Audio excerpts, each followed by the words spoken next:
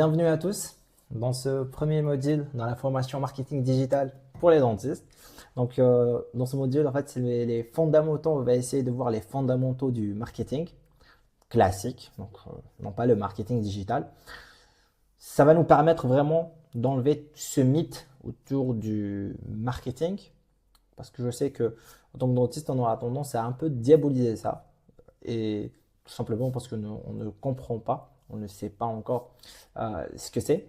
Et ce module-là, ça sera un module qui va poser donc du coup les bases et qui va beaucoup nous aider par la suite. Le sommaire, on va dire comment est décomposé ce module.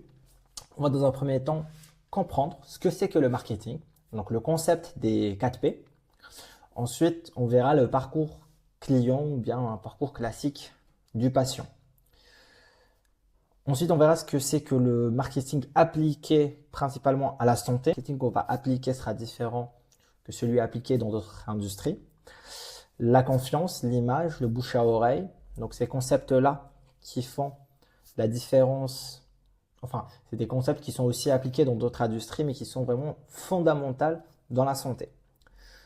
Ensuite, on verra ce que le comportement du patient moderne. Si vous pratiquez la dentisterie depuis une dizaine, voire peut-être une vingtaine ou une trentaine d'années, vous avez certainement vu que le patient d'hier n'est pas celui d'aujourd'hui, et le patient d'aujourd'hui, ce sera certainement pas le patient de demain. Il y aura des transformations, des mutations qui se font avec l'évolution de la société de manière générale. On essaiera de comprendre comment ce patient moderne-là réfléchit et raisonne, de la recherche Google jusqu'à la prise de rendez-vous. Et pour terminer, on verra les erreurs fréquentes que font les dentistes. Le fait de ne pas avoir de marque, ne pas se différencier par rapport aux autres dentistes de sa région ou bien des autres dentistes de manière générale. C'est vraiment des erreurs qui sont communes à tous les dentistes que j'ai pu voir dans les différents continents. Donc voilà, j'espère que vous aimerez ce module-là et bon visionnage, on se retrouve tout de suite. Alors, dans cette première partie, on va voir ce que c'est que le marketing. On va comprendre le concept des 4 P dans le marketing et on va comprendre ce que c'est que le parcours client-patient. Donc, lorsqu'on applique le marketing de manière générale, on va pas parler, en fait, on va parler généralement de clients. Mais nous, en tant que praticiens, en tant que dentistes, les gens qu'on voit et avec la nature des actes qu'on va et du service qu'on propose, donc on va plus parler de passion. C'est un concept qui sera clé dans toute la formation et dans tout ce que je dirais. C'est une philosophie vraiment qui m'est très importante à titre personnel. C'est que vous aurez beau faire tout le marketing du monde, en fait, vraiment, vous avez des passions. Donc, il vous faut assurer vraiment, c'est très, très, très important. Il faut assurer les actes et être, on va dire, à la hauteur lorsque vous avez votre passion devant vous. Donc, on parlera ensuite donc de concepts comme l'éthique, vraiment être éthique et ne pas oublier qu'avant tout on est des médecins dentistes, des praticiens, des chirurgiens dentistes et que notre travail c'est vraiment de soigner. Par expérience, je sais que le mot marketing, c'est un mot en fait qui ne plaît pas beaucoup aux dentistes. C'est un mot qui est un peu diabolisé, on va dire, surtout dans le médical de manière générale, et les dentistes ne font pas exception. Donc c'est par expérience que je vous dis ça, que ce soit les dentistes que moi-même je connais ou bien ceux qu'on a pu accompagner. C'est vraiment un phénomène un peu mondial. J'ai eu la chance d'accompagner des dentistes dans quasiment tous les continents et c'est quelque chose qui revient très souvent. Mais il faut comprendre que marketing, ce n'est pas vendre à tout prix. Vous savez, ce n'est pas, le marketing en fait, ça ne veut pas dire publicité agressive et vendre à tout prix. Le marketing principalement, c'est vraiment comprendre les besoins des gens.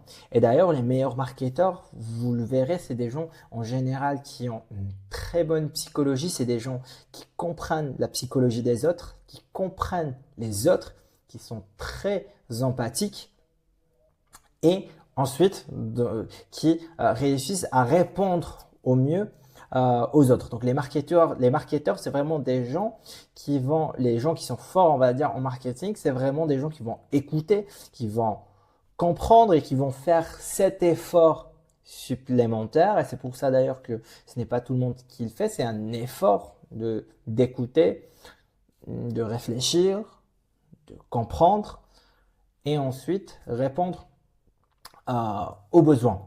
Donc c'est ça la réalité du marketing, c'est simplement comprendre ce que veulent les autres et leur donner. C'est un peu comme lorsqu'un patient vient, on va réfléchir, on va poser un diagnostic, on va comprendre quel est le besoin du patient et on va lui donner ce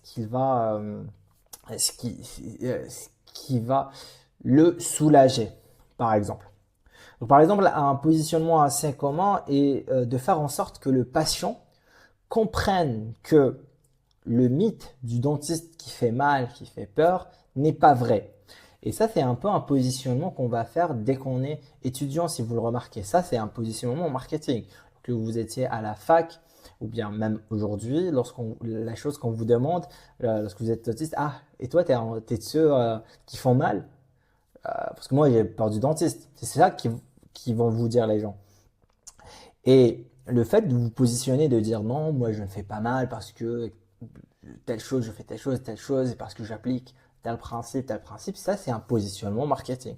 Vous vous positionnez, vous comprenez que que la plupart des gens et que la personne peut être en face de vous, les gens autour de vous ont peur du dentiste parce que le dentiste peut faire mal, parce que c'est angoissant, et vous vous positionnez en tant qu'une personne ou un dentiste qui ne fait pas mal. Et ça, c'est du marketing. Déjà, principalement, on fait du marketing depuis la fac, depuis que nos proches ont commencé à nous poser cette fameuse question. Et toi, tu fais mal? Voilà, ça, c'est du marketing. Et on le fait tous sans s'en rendre compte. C'est vraiment le marketing, comme je vous l'ai dit, ça sera des personnes les meilleures. Ça sera vraiment des personnes qui vont comprendre la psychologie. Ça va être une démarche d'écoute, d'adaptation et de positionnement. Et c'est nécessaire à notre pratique en fait. Avant de réaliser l'acte lui-même, notre communication est essentielle afin de mettre le patient en confiance.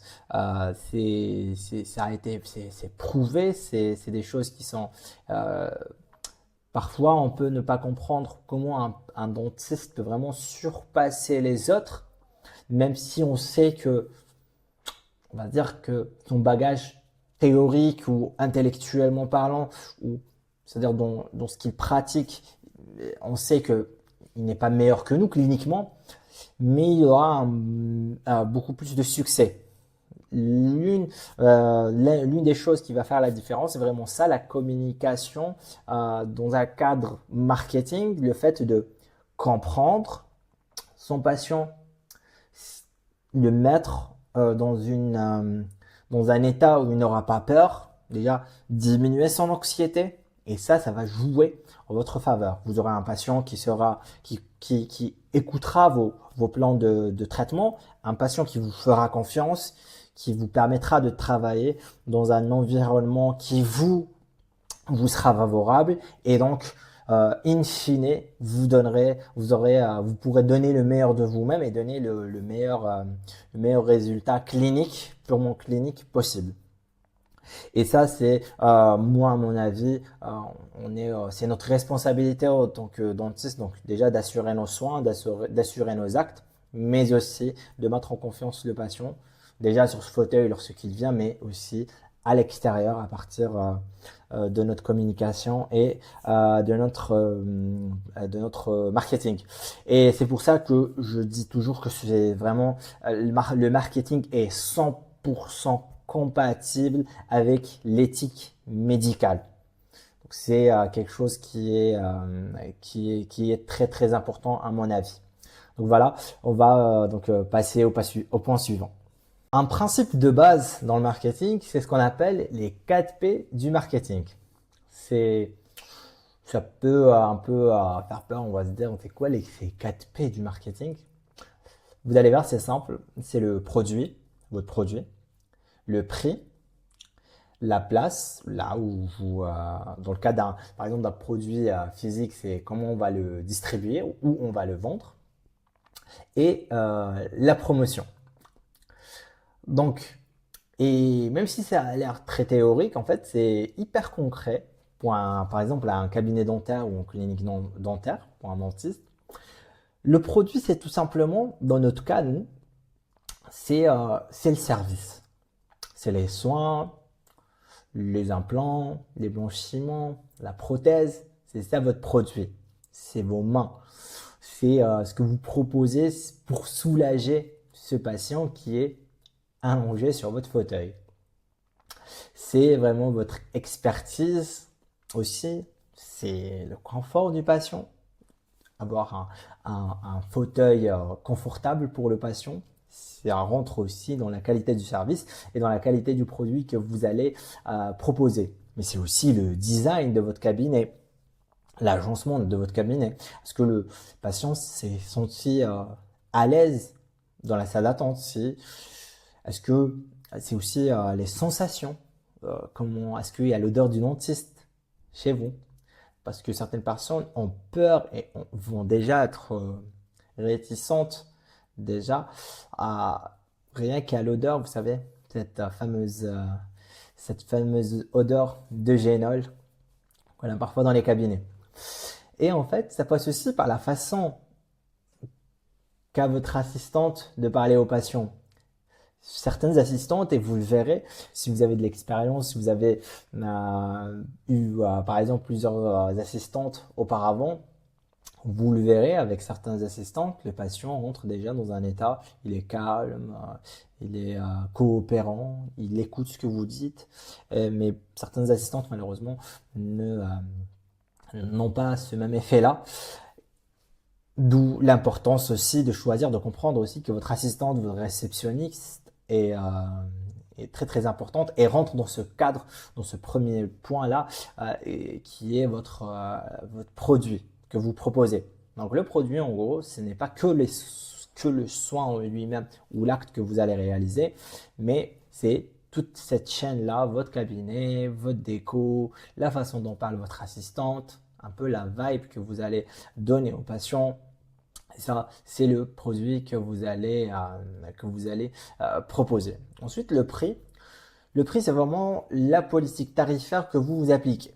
Donc, c'est la transparence, le fait de donner des prix, le fait que ce soit transparent pour le patient. Et je pense bon, que c'est assez clair, hein.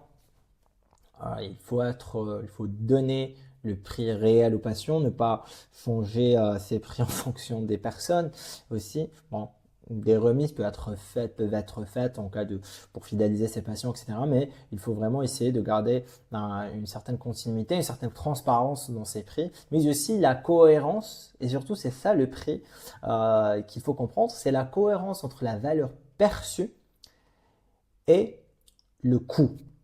En fait, le coût que va payer bien sûr le patient. En fait, la valeur perçue, si vous faites un cabinet, c'est-à-dire la déco de votre cabinet, c'est vraiment très chic. C'est que déjà, déjà le patient, dès qu'il va rentrer au cabinet, il va comprendre qu'il va y avoir un certain coût à ses soins, à ses actes. Ça, c'est la valeur perçue. Et cette valeur perçue-là, c'est des efforts que vous aurez fait. C'est pas du vol, hein, c'est pas de la fumée. C'est vraiment un effort que vous aurez fait pour donner un meilleur service, le meilleur service possible pour mettre à l'aise votre patient.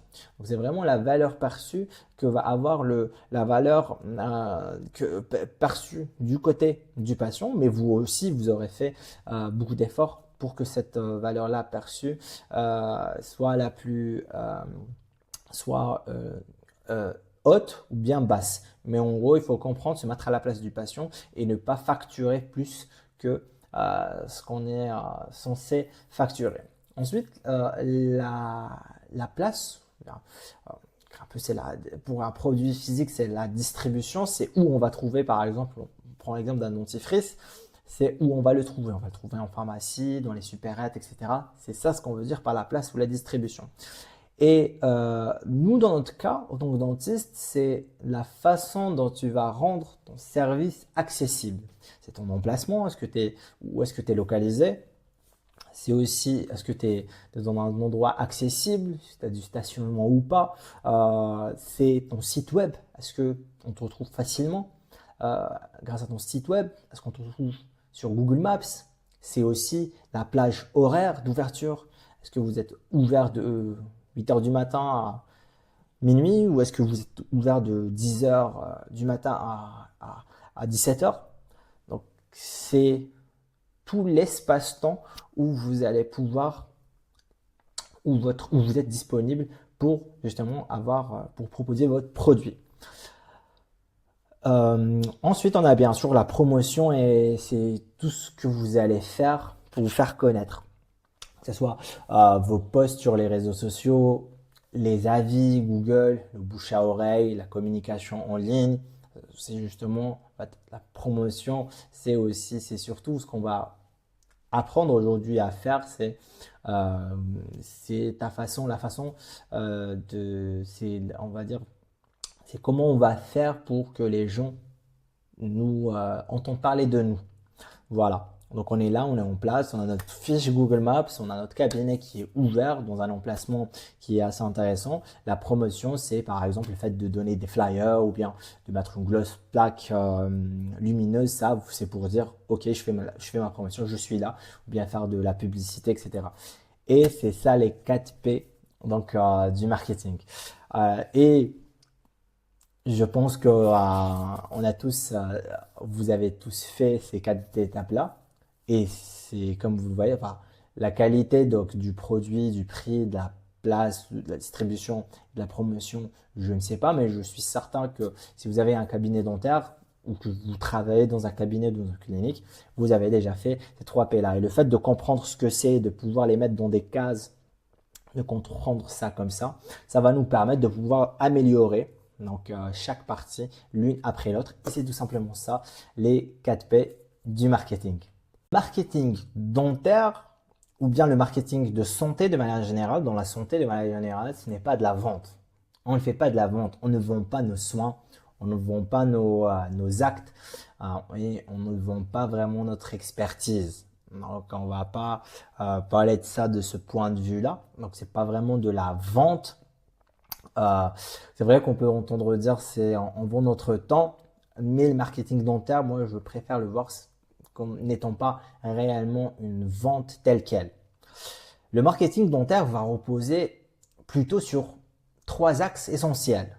C'est la confiance que fait le patient, qu'a votre patient en vous, et c'est votre devoir de faire en sorte que cette confiance-là soit la plus élevée possible.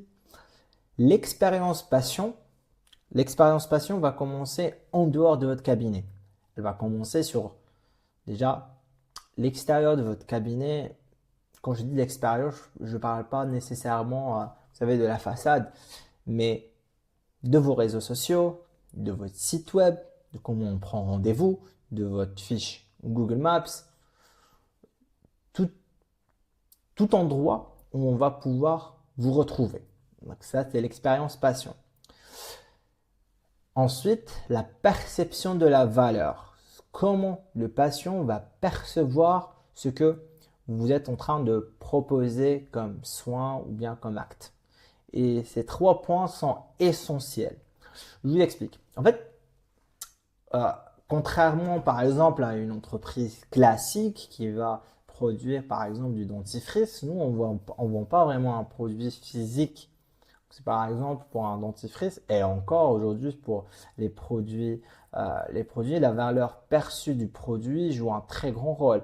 On peut par exemple préférer un dentifrice non pas pour ce qu'il va non pas pour sa valeur réelle, mais pour la valeur perçue qu'on aura dans la marque.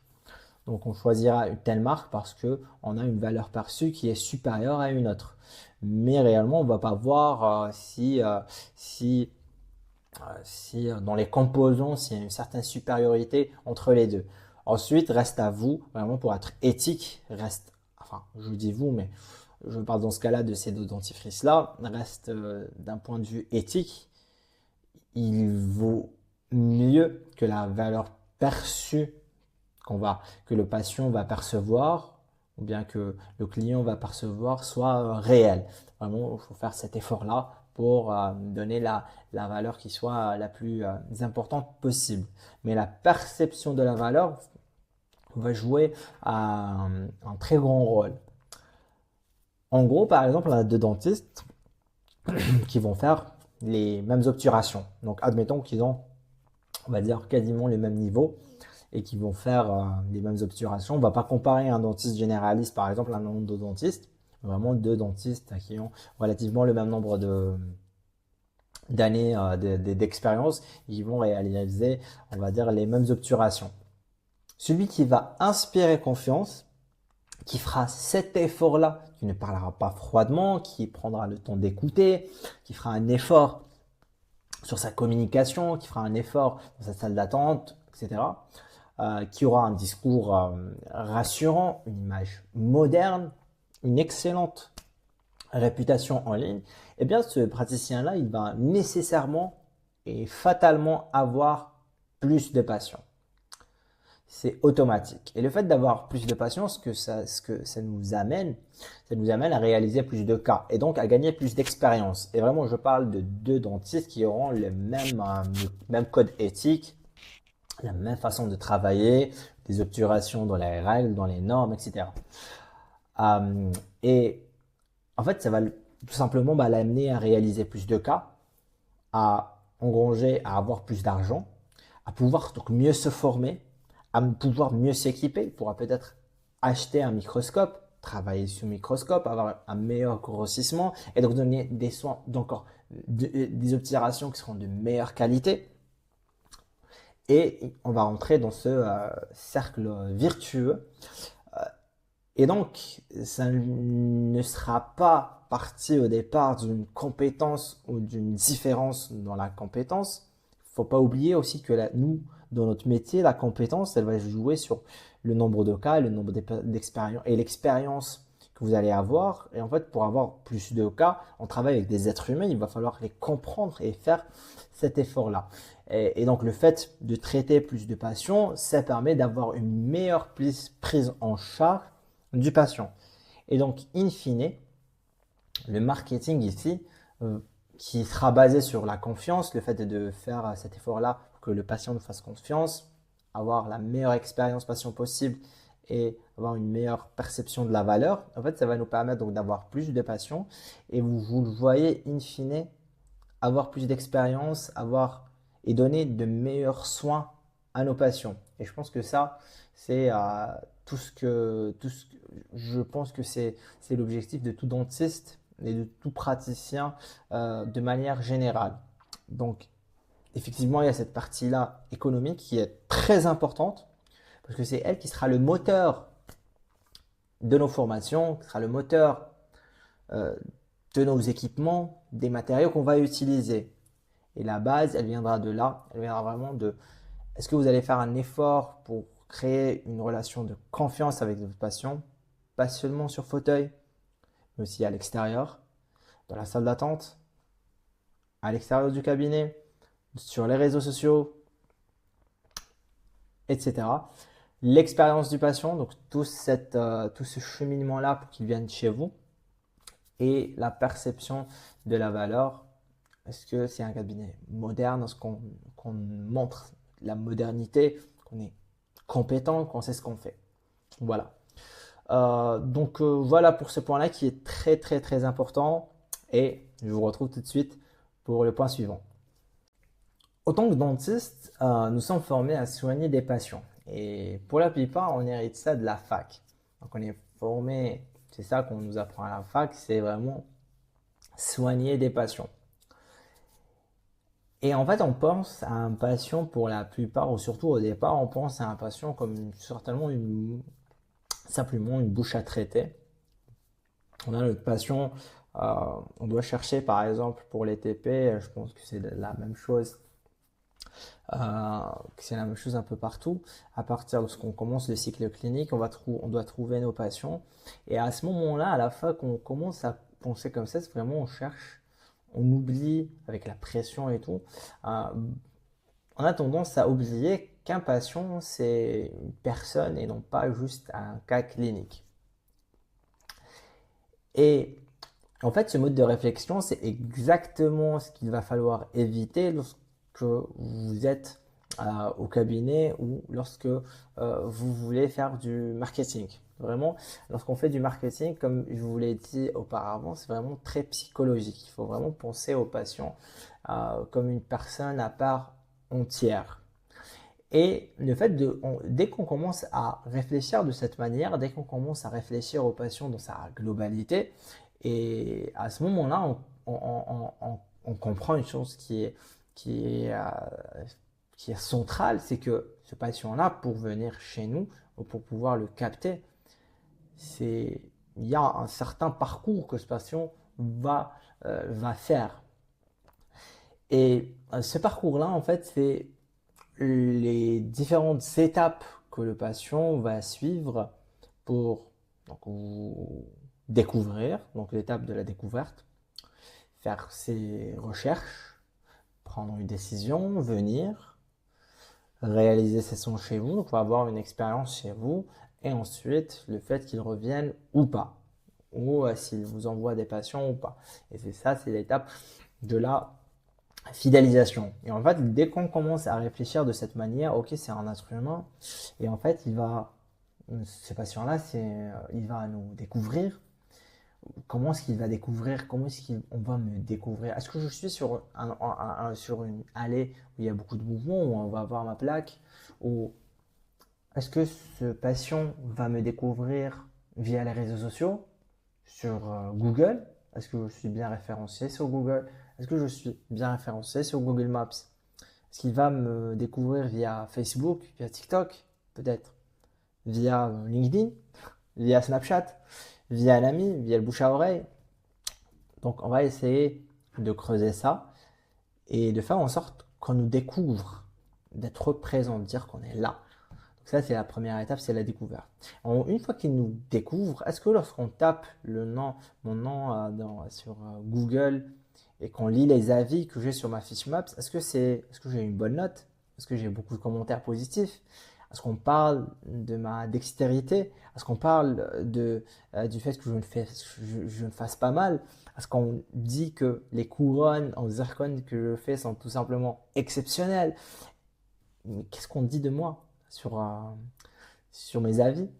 Qu'est-ce qu'on dit? Qu'est-ce que les gens disent dans les commentaires lorsque je publie?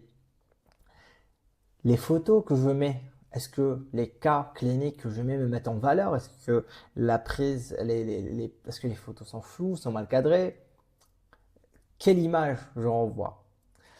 Ensuite, c'est à ce moment-là que le patient aura pris sa décision, il décidera donc d'appeler ou de réserver. Est-ce qu'il est facile de prendre un rendez-vous chez moi? Est-ce que mon assistante est toujours présente? Est-ce que l'assistante facilite, comprend? Est-ce qu'elle est formée à comprendre ce qu'a le patient et pouvoir donc lui parler, un peu le rassurer et jusqu'à faire en sorte qu'il vienne chez nous? Est-ce que on peut prendre rendez-vous, est-ce qu'on peut réserver directement ce qu'il y a sur le site internet? Est-ce qu'il y a une personne qui répond au message? Donc, ok, le patient a pris sa décision, mais peut-être qu'il vous enverra un message, vous ne répondrez pas, il verra votre concurrent qui aura répondu. Ça, c'est la prise de décision. Une fois qu'il aura pris une décision, tout, et qu'il sera venu, et ça, on va passer à l'étape de l'expérience.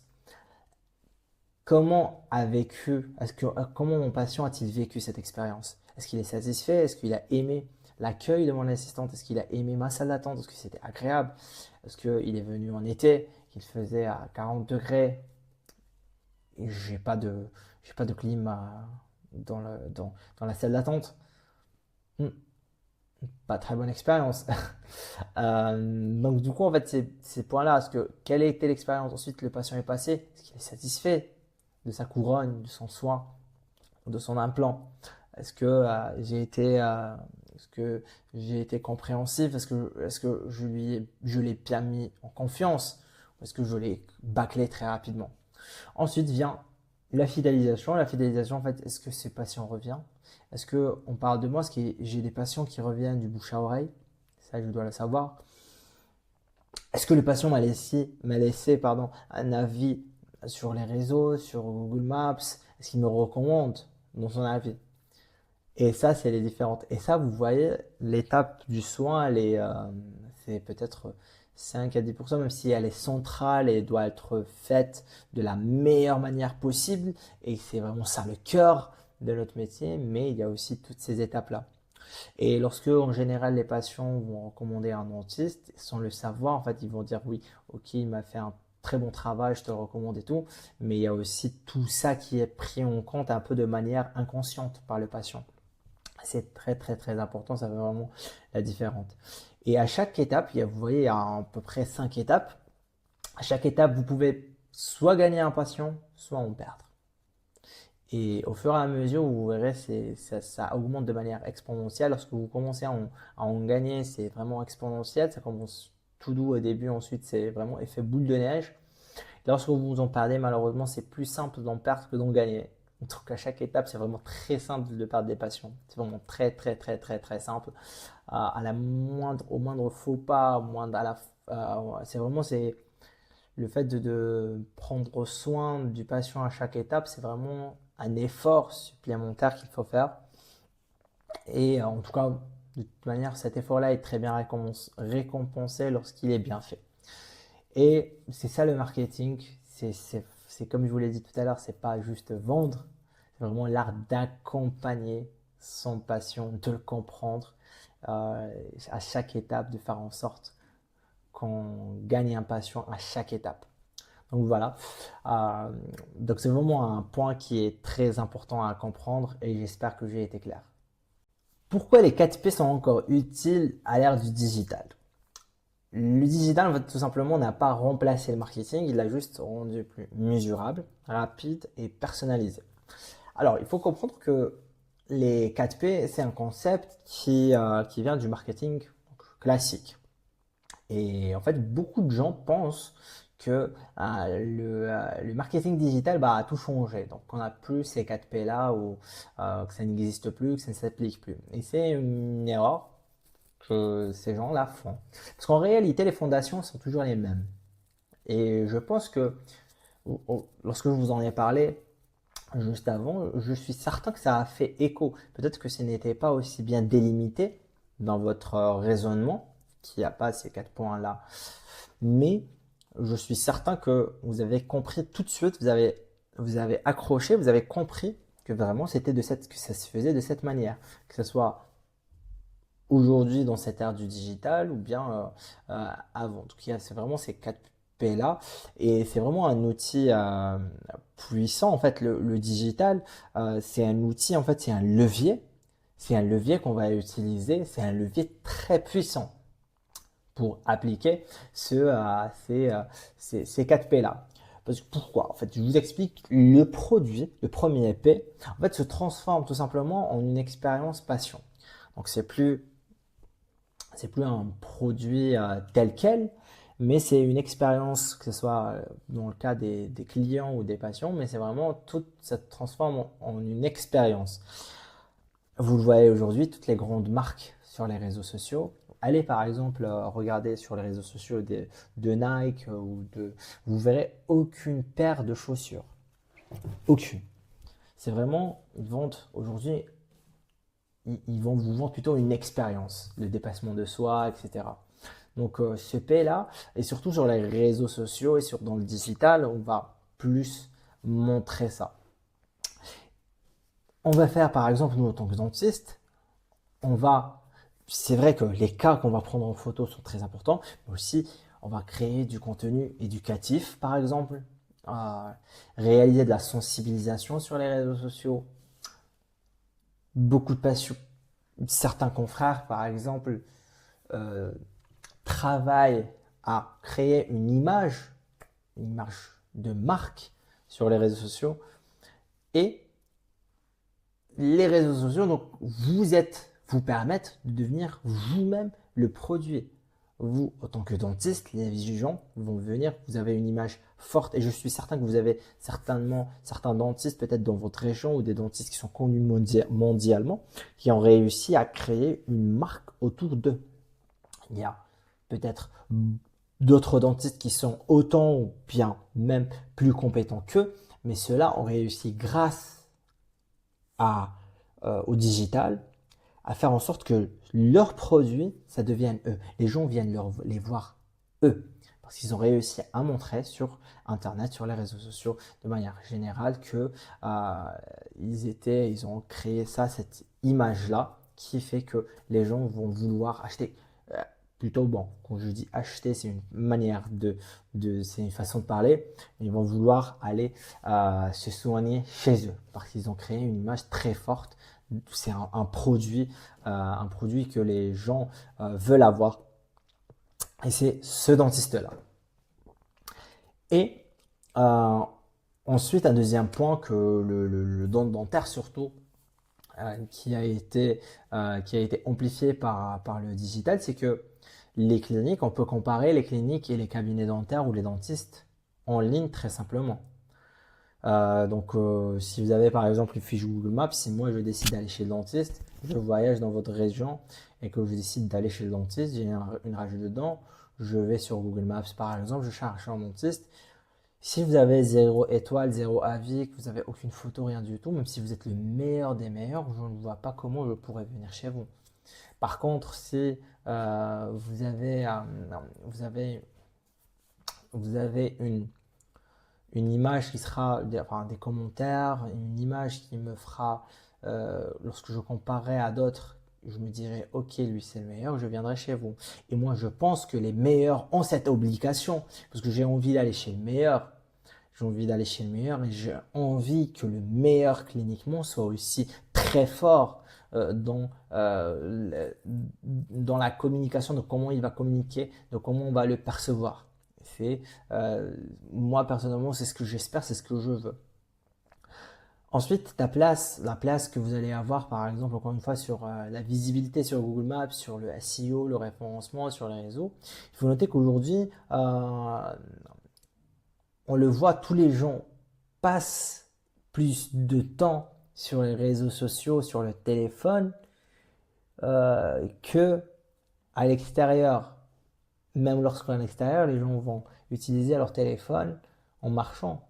Les plaques ne servent bon, je ne dirais pas qu'ils ne servent plus à rien, mais comparé à avant, oui. Comparé à avant, le fait d'ouvrir dans un endroit où il y a beaucoup de passants, où c'est assez animé, ça va vous donner un avantage concurrentiel. Mais aujourd'hui, beaucoup de personnes ouvrent dans des endroits, c'est-à-dire la distribution, là je parle du troisième P, la distribution de la place où vous êtes. Euh, Grâce aux réseaux sociaux, il y a des gens qui sont dans des coins un peu perdus.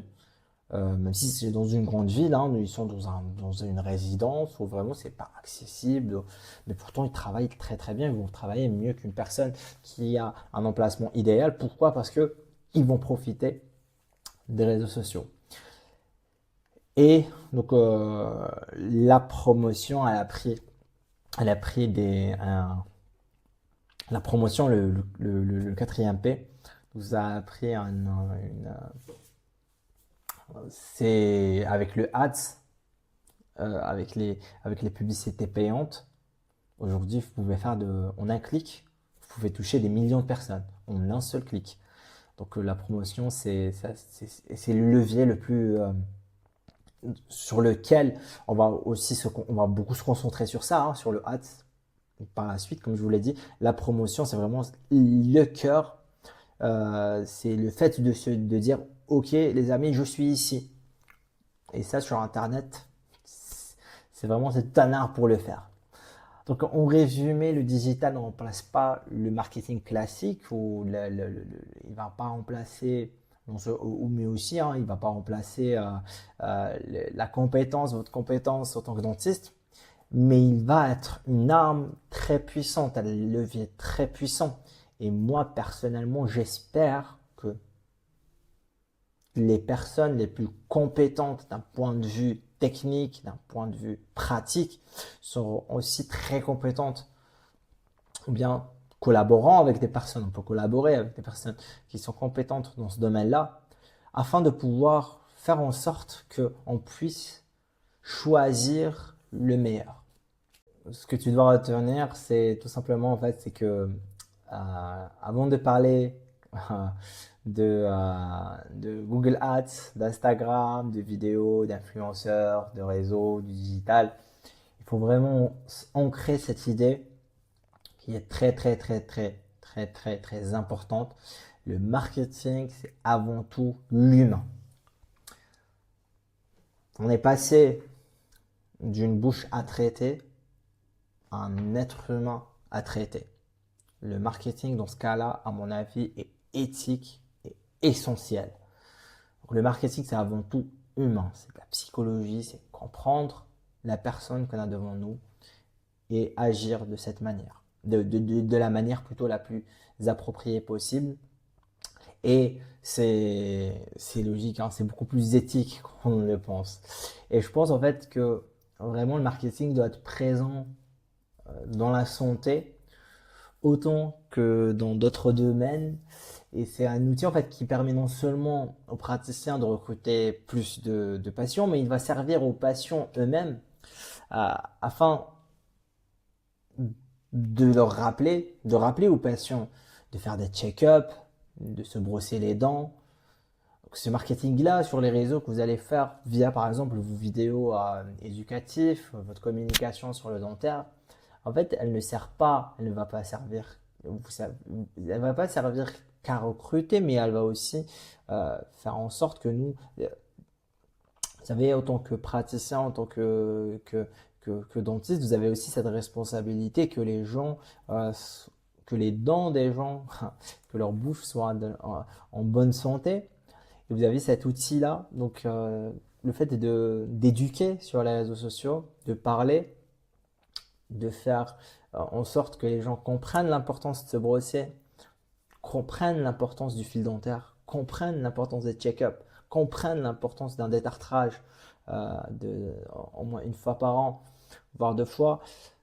Ça aussi, ça rentre dans nos obligations, dans nos responsabilités, comme dans tous les autres domaines. Et ça aussi, c'est très important. Donc là, le marketing nous donne l'occasion d'être encore plus présent et de pouvoir prendre soin de nos patients d'une manière qu'on n'aurait pas pu sans le marketing ou sans le digital.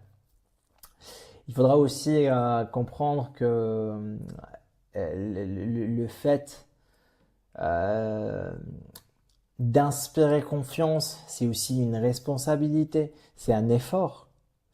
Le fait, certains dentistes peuvent se dire, ok, moi je ne veux pas faire de marketing, je ne veux pas comprendre le patient et je m'en fous, moi je veux juste traiter le patient. Moi je pense que ça c'est une manière assez égoïste de voir les choses et c'est une manière, enfin il n'y a pas d'autre mot, hein, c'est vraiment juste simplement égoïste et c'est un peu de la fainéantise, un peu on va dire ce qui va nous pousser à un peu à parfois réfléchir comme ça. On se doit de fournir cet effort supplémentaire, c'est essentiel à mon avis.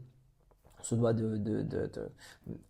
d'inspirer confiance, de comprendre, de communiquer, de s'assurer que le patient en face de nous a compris, ou bien que les personnes qui nous suivent sur les réseaux ont compris le message qui a une certaine importance est passé. Donc c'est un peu aussi un travail de sensibilisation.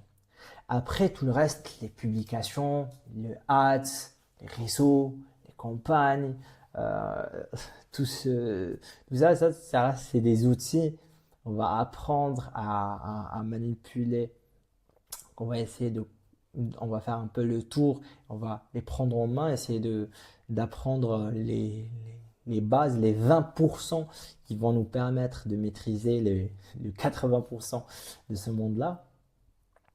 Et donc ça reste des outils, mais vraiment le principal, la philosophie, c'est vraiment ça, c'est comprendre que le marketing, c'est comprendre, faire cet effort de comprendre et servir son patient.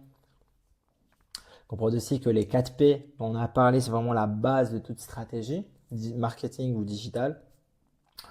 Et le digital, c'est simplement un prolongement de ce qu'on vient de voir du marketing fondamental. Euh, donc voilà. Donc on va passer à la deuxième partie, donc au niveau de laquelle on va essayer de voir en fait euh, ce que c'est que le marketing appliqué à la santé. Et on se revoit tout de suite.